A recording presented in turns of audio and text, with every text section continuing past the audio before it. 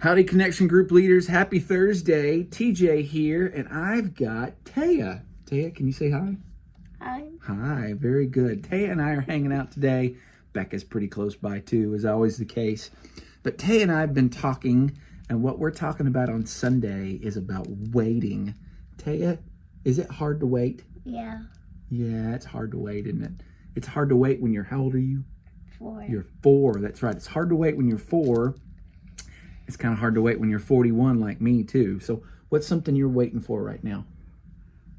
I'm waiting for TJ for me in the air. Waiting for TJ to throw me in there. She has been waiting all afternoon for me to finish up this job so we can play. One of her favorite things for me to do is to throw her in the air just like that. So she's been waiting on that, and there's also more to the process. We'll do that in a little bit. But it's hard to wait sometimes. But sometimes God wants us to wait, and that's part of what this big deal about this lesson is, right? God set up the children of Israel and intentionally put them on a pretty slow pace, because he had a plan, and he had an exact place, an exact moment to unhatch his plan of protection for his people. But they had to wait on it. But it's not easy to wait, is it? Nope, it's not easy to wait when you're a little kid. It's not easy to wait when you're children of Israel. It's not easy to wait when you're a child of God.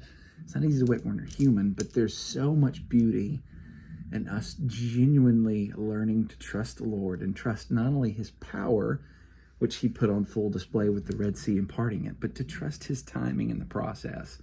And the lesson does a pretty neat job about sort of spelling that out. They just were constantly wait. Like this was an all-night process, even just to get to the Red Sea. They had to go the long way.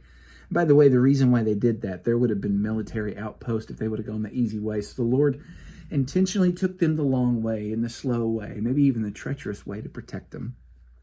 We don't always see that when the Lord's working in our lives. So took them the long way and then set them up in this position where they could most see God's power.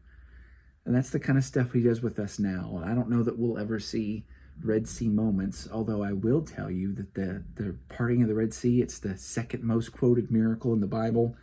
Y'all know what the first most quoted miracle in the Bible is. Taya, do you remember when Jesus died on the cross? For sins. Yeah, what happened 3 days later? He rose from the dead. He rose back from the dead. She's pretty smart, isn't she? Yeah. He rose back from the dead. That's the most referenced miracle in the Bible, and that's the one that sure, we didn't get to see it, but we experienced that power all the day, that resurrection power that's in our lives. So this is what the Lord's doing with us, y'all. He's making us wait. He's making us wait for him to come back. For starters, looks like Taya's waiting on her mama to get back. She's been in North Carolina all week, but she's coming home, and Jesus is coming home to get us too. He's making us wait on things, but in the meantime of his making us wait, he's teaching us to trust him. So let's help our people learn to trust God and his timing more and more too. Taya, you got anything else you want to say? Nothing. Can you tell them bye? Bye. Bye. Love you guys. We'll see you Sunday. Quick update. Taya, who did you find? Mommy. Mommy, yeah. See, she came back. Good to be home. That's awesome. Yep.